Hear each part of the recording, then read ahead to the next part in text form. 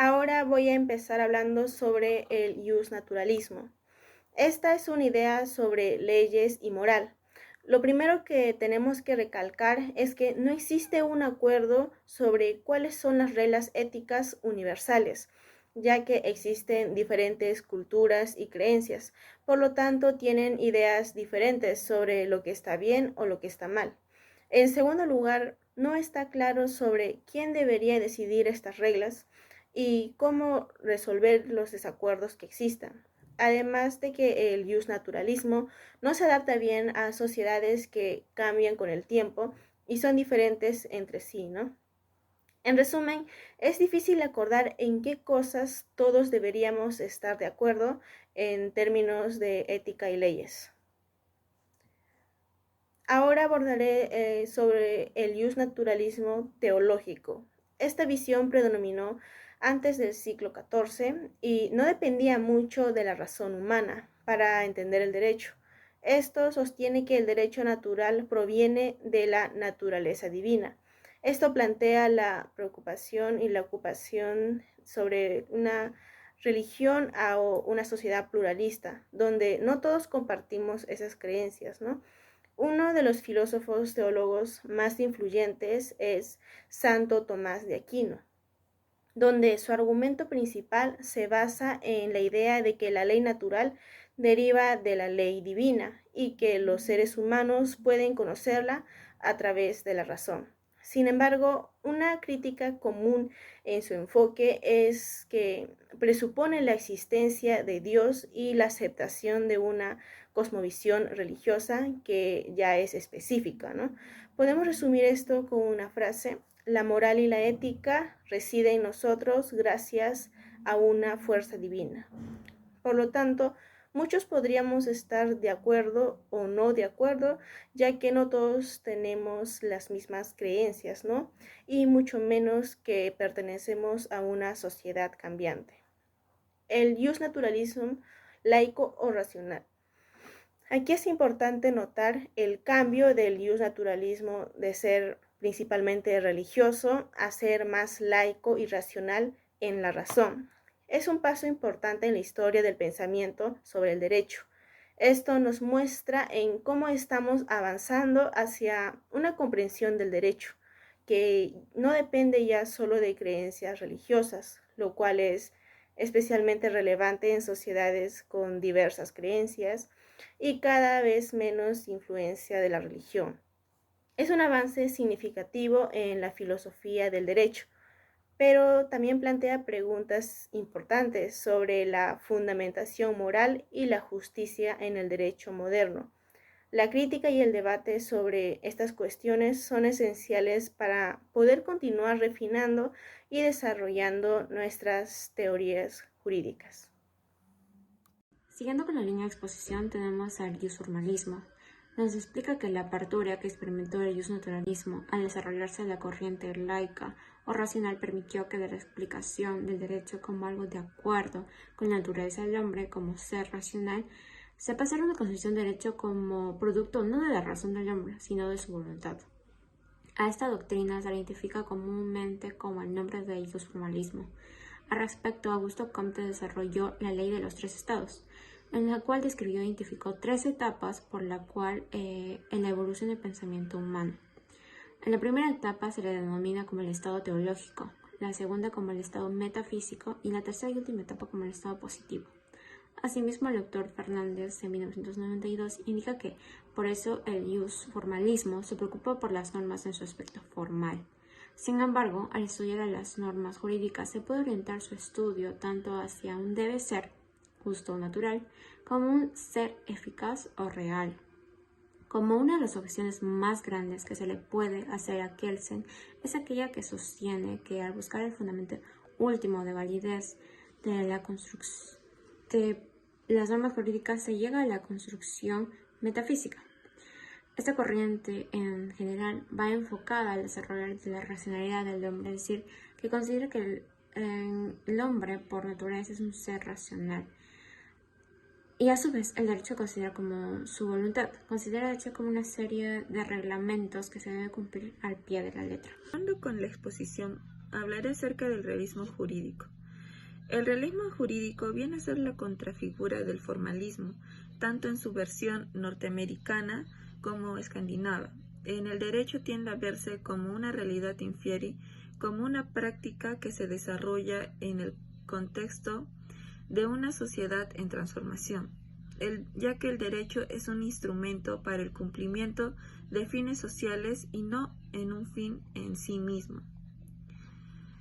El realismo norteamericano logra tener gran éxito en los Estados Unidos porque tiene el propósito de alcanzar una reforma legal liberalizadora que en algunos casos sería una reforma de índole constitucional y en otros de tipo legal.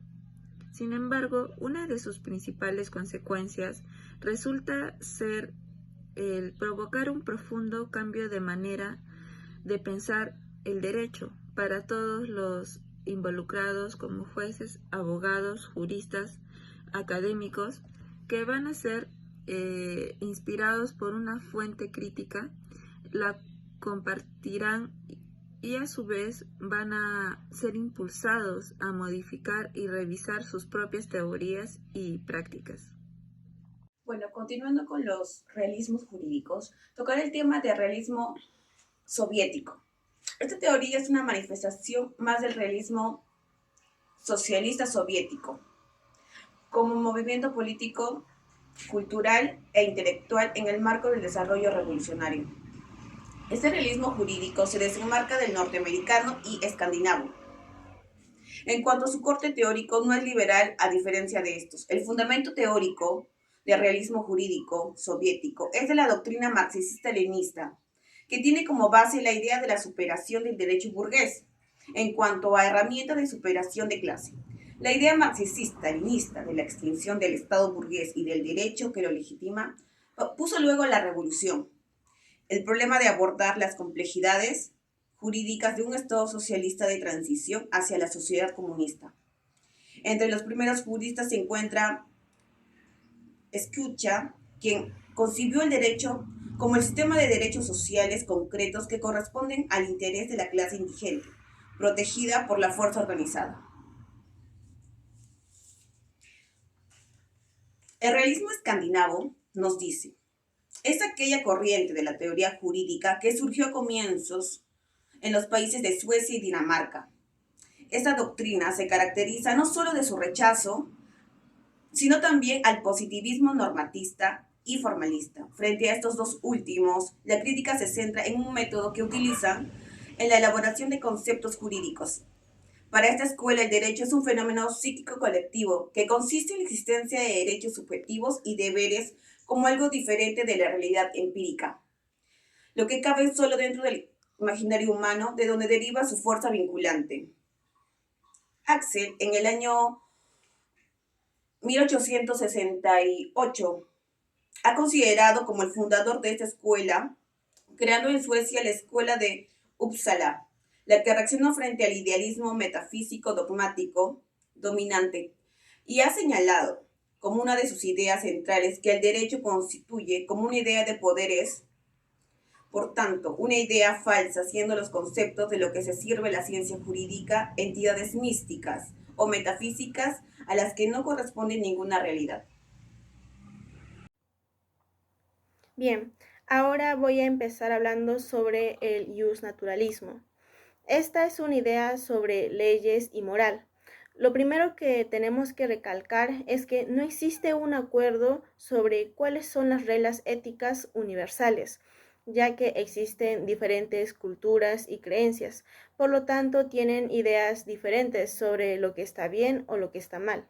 En segundo lugar, no está claro sobre quién debería decidir estas reglas y cómo resolver los desacuerdos que existan. Además de que el justnaturalismo no se adapta bien a sociedades que cambian con el tiempo y son diferentes entre sí, ¿no? En resumen, es difícil acordar en qué cosas todos deberíamos estar de acuerdo en términos de ética y leyes. Ahora abordaré sobre el justnaturalismo teológico. Esta visión predominó antes del siglo XIV y no dependía mucho de la razón humana para entender el derecho. Esto sostiene que el derecho natural proviene de la naturaleza divina. Esto plantea la preocupación y la ocupación sobre una religión o una sociedad pluralista, donde no todos compartimos esas creencias, ¿no?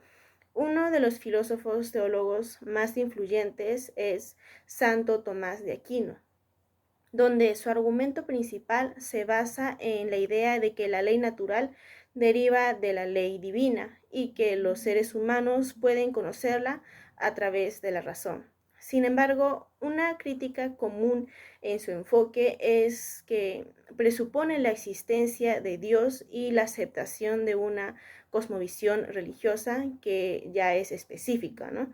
Podemos resumir esto con una frase: la moral y la ética residen en nosotros gracias a una fuerza divina.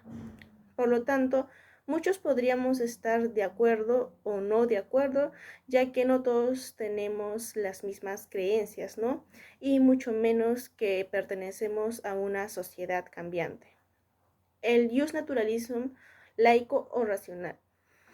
Aquí es importante notar el cambio del justnaturalismo de ser principalmente religioso a ser más laico y racional en la razón. Es un paso importante en la historia del pensamiento sobre el derecho. Esto nos muestra en cómo estamos avanzando hacia una comprensión del derecho, que no depende ya solo de creencias religiosas, lo cual es especialmente relevante en sociedades con diversas creencias y cada vez menos influencia de la religión. Es un avance significativo en la filosofía del derecho, pero también plantea preguntas importantes sobre la fundamentación moral y la justicia en el derecho moderno. La crítica y el debate sobre estas cuestiones son El esenciales. positivismo jurídico es una corriente de pensamiento dentro de la filosofía del derecho que sostiene que la validez de las normas jurídicas se basa en su origen, en fuentes establecidas ya por una autoridad legítima, en lugar de consideraciones morales o éticas. Es decir, que el positivismo separa el derecho y la moral. Es así como los positivistas jurídicos argumentan que el derecho debe ser estudiado y aplicado de manera objetiva, sin considerar juicios morales. Esto significaría que una norma no es válida o inválida en función de que si es justa o es buena desde un punto de vista moral, sino que su validez va a depender de su origen en fuentes legales reconocidas. El neoconstitucionalismo en la filosofía del derecho es una corriente jurídica que surge en el siglo X y que se caracteriza por su enfoque en la supremacía de la Constitución como la norma fundamental y énfasis en la protección de los derechos fundamentales. Los principales aspectos y conclusiones de esta perspectiva son la supremacía de la Constitución. El neoconstitucionalismo sostiene que la Constitución es la norma suprema del ordenamiento jurídico y que todas las otras las otras normas deben estar en conformidad con ella, como son la protección de derechos fundamentales, que se prioriza la protección de los individuos y se considera que los tribunales tienen un papel importante en garantizar esta protección. El control de constitucionalidad, los sistemas neoconstitucionales suelen contar con mecanismos mecanismos efectivos de control de constitucionalidad para verificar que las leyes y actos gubernamentales se ajusten a la Constitución. El diálogo entre jueces y legisladores se promueve para interpretar y aplicar la Constitución de manera coherente y justa. La expansión de la jurisdicción constitucional y se ha observado una expansión de la jurisdicción, lo que significa que los tribunales constitucionales tienen un rol más activo en la revisión de las leyes y actos gubernamentales. En conclusión, podemos decir que el neoconstitucionalismo en la filosofía del derecho enfatiza la importancia de los derechos fundamentales como los elementos centrales en la forma de decisiones jurídicas. Este enfoque ha tenido un impacto significativo en el sistema legal de muchas democracias contemporáneas, promoviendo una mayor garantía de derechos y un control más efectivo en el poder estatal. Gracias.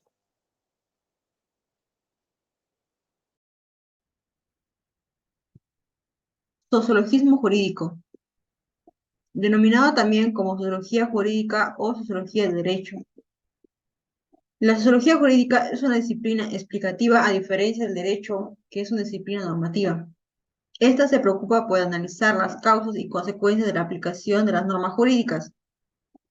Analiza el funcionamiento de las mismas en las relaciones sociales reales. Se preocupa por analizar la relación entre las normas y el cambio social, por cómo influyen las normas en el cambio de las relaciones sociales. Para el autor Recansens, menciona que la sociología fomenta el análisis sobre cómo operan en realidad los diversos factores implicados en una situación regulada por el derecho.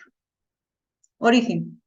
La Escuela Histórica Alemana de Derecho, que fue fundada por Friedrich Savigny, es responsable de desarrollar una serie de teorías que daban inicio al sociologismo jurídico. Otro de los autores importantes en la creación de los postulados del sociologismo jurídico fue Max Weber. Él consideró fundador de la sociología moderna y del análisis de la administración pública que mantenía que el derecho debía evolucionar al mismo paso que la conducta del conjunto de la sociedad. Por otra parte, Emily Durkheim sostiene que el derecho estaba conformado por las ideas morales, pero que éstas eran generadas por la sociedad y después adoptadas por cada persona. Características del sociologismo jurídico. Los sociologistas, como ocurrió con los realistas jurídicos, reaccionaron contra el positivismo y la creencia en un derecho natural. Este rechazo se manifestó en la creación de una rama de pensamiento jurídico que daba más importancia a la realidad social en la que se desarrollan las leyes que a la propia justicia como concepto abstracto. Algunos ejemplos que voy a mencionar es la justificación jurídica de la propiedad privada. Uno de los defensores del sociologismo jurídico fue el autor León Dogin, que afirmaba que la propiedad existía solo por los efectos que tenía en la sociedad. En propias palabras, el motivo era porque la propiedad es una institución jurídica que ha nacido para satisfacer una necesidad económica. Y por último, sociedades anónimas. Un ejemplo del historicismo de esta corriente puede encontrarse en la respuesta a por qué existe una legislación diferenciada para las sociedades anónimas comerciales. Para un sociologista, la respuesta tiene que buscarse en el desarrollo histórico de las organizaciones empresariales, así como la legislación sobre ellas. El marxismo. El marxismo es un sistema filosófico, político y económico basado en las ideas de Karl Marx y Friedrich Engels, el que se caracteriza principalmente por rechazar el sistema capitalista y defender los ideales de igualdad de clases. El marxismo sostiene que el derecho responde directamente a los intereses de la clase alta, la cual adquiere su riqueza de los trabajadores mediante el sistema de la producción capitalista. Sin embargo, hay que aclarar el hecho de que las ciencias, incluyendo el derecho, tanto en el comunismo como en el capitalismo, están hechas para proteger a quienes poseen el poder, ya sea económico o político. Según la escuela marxista, sostiene que el derecho es un conjunto de normas dictadas por el Estado, las mismas que responden a las necesidades de la clase dominante en términos generales, para quienes poseen los medios de producción. El pensamiento marxista, los postulados para entender esta teoría son explotación del hombre por el hombre, el motor de la historia es la lucha de clases, praxis, si la filosofía nos sirve para cambiar el mundo, o no sirve para nada, o sirve para lo contrario, para producir lo existente. Otro punto es el derecho, que no existe donde no haya clases sociales, como también la clase obrera como sujeto revolucionario. Y por último, no es la conciencia lo que determina su ser, sino el ser el que determina las conciencias obre por la propiedad del otro. El pospositivismo es una corriente de pensamiento filosófica del derecho que surgió como una crítica al positivismo jurídico clásico, ¿no? Mientras que el positivismo jurídico enfatiza la separación entre el derecho y la moral, así como la importancia de las fuentes legales y la autoridad como una base de validez legal, el pospositivismo reconoce la influencia de la moral, la política y otros factores en la creación y en la aplicación del derecho. Cerrando la exposición tenemos el último tema, que es la filosofía analítica y la semiótica jurídica. Empezaremos con la filosofía analítica. La filosofía analítica del derecho es una corriente del pensamiento de la filosofía del derecho que se caracteriza por su enfoque en el análisis conceptual y lingüístico de conceptos legales y jurídicos. Esta corriente comparte muchas de las herramientas y métodos de la filosofía analítica en general, que se centra en el análisis lógico y la claridad conceptual del estudio de problemas filosóficos. Ahora bien, según el autor Atienza del 2016, nos explica que tienen 4 características. La primera de estas es que la filosofía analítica se refiere preferiblemente al lenguaje jurídico, el lenguaje que se considera del uso típico de una lengua y el discurso del uso concreto y correcto del lenguaje. Como segunda característica tenemos que el filósofo analítico tiende a considerar que los elementos jurídicos últimos, las unidades del derecho, son los enunciados normativos y las proposiciones normativas. Tercero, para el filósofo analítico del derecho hay un objeto que precede a la interpretación, el enunciado. Por ello, la interpretación es la actividad dirigida a atribuir significado a los enunciados. Cuarto, para los filósofos analíticos, la ciencia jurídica es un metalenguaje descriptivo en relación con el lenguaje prescriptivo, en que consiste el derecho. Por ello, podemos decir que la filosofía analítica del derecho a menudo se involucra en el análisis de casos legales y precedentes, descomponiendo argumentos legales y evaluando la lógica subyacente en la toma de decisiones judiciales. Como siguiente tema tenemos a la semiótica o semiología jurídica. En este caso vamos a citar al doctor Margariños de Moratín del 2008.